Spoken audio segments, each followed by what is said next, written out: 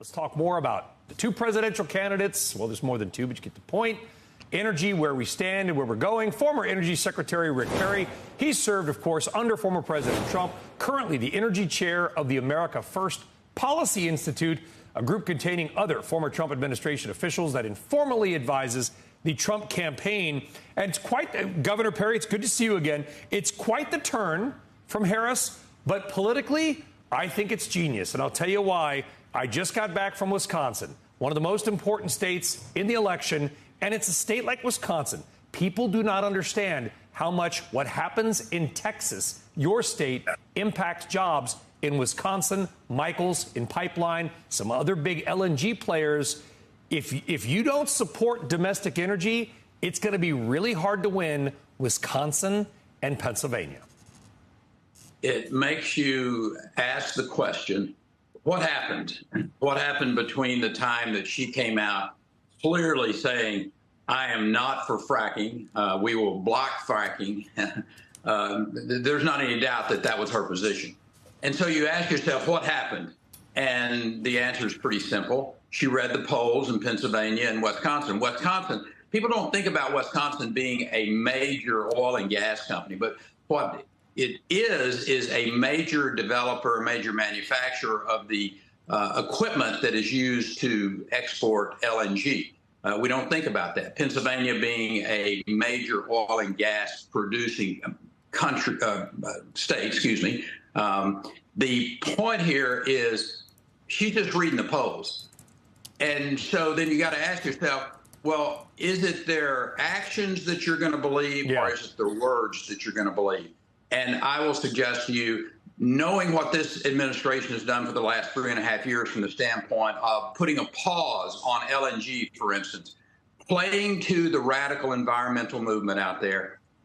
Listen, if, God forbid, she gets to be the president of the United States, she's going to change her tune again. The radical environmentalists are going to be in that administration. Governor, why do you be making the decisions? Do you think that? Because the reality is, listen, she said it. I know what she said at the 2019 town hall, ban fracking. Okay, so this is a reversal.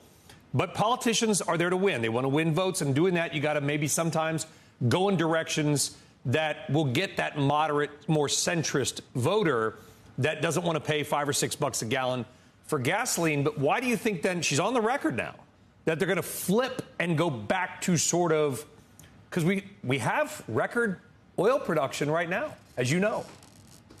And the reason we have record oil production right now is because of the previous administration and what we did.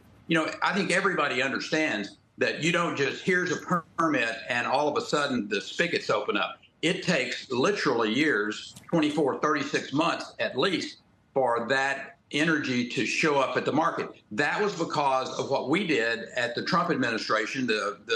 When I went in as energy secretary, President Trump looked me in the eye and he said, Perry, what I want you to do at the Department of Energy, what you did in Texas, create jobs, go out there and promote that economy.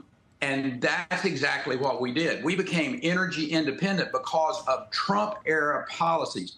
This administration, listen, if you believe them, God bless you. But I think they will say whatever it takes to get into the White House. And if you care about the cost of gasoline, you care about the cost of everything that's impacted by the energy market, which is frankly everything, then I would be very hesitant to believe, hey, look, we're for fracking now, we're for energy now.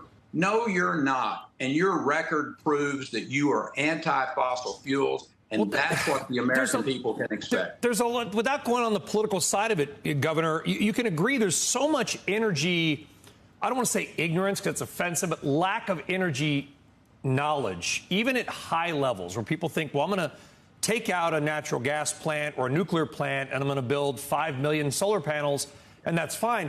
That's not how it works because you still need to have the natural gas plant in case the solar panels don't work. You got to have the backup plants. So you're almost doubling up. I want to quickly ask you about Europe. Not bragging, but I've been over there for years, as you know, talking about how U.S. LNG has, I called it the Marshall Plan for energy, kind of saving Germany's tush, for lack of a better term. And the dirty secret that people don't understand is that Germany is still buying a ton of Russian liquefied natural gas. The Nord Stream got blown up by somebody. right? But they're still buying a lot of Russian gas vis-a-vis ships. Why are we pausing LNG permitting for some projects? We still have a lot of growth ahead. I want to be clear on that. When climate change is a global issue, so I'd rather get it here where we do it smarter than get it from Russia, Qatar, or somebody else.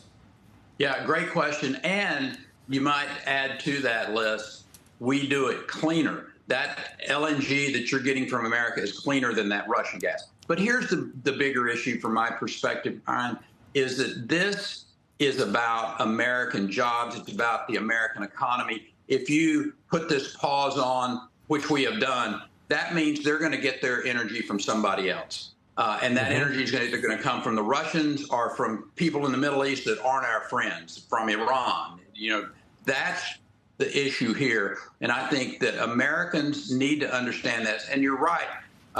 We're not the most educated people in the world when it comes to energy policy, particularly global energy policies.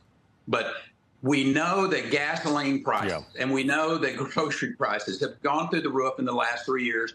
And it is very much tied directly to the price of energy and the restriction of energy around the world.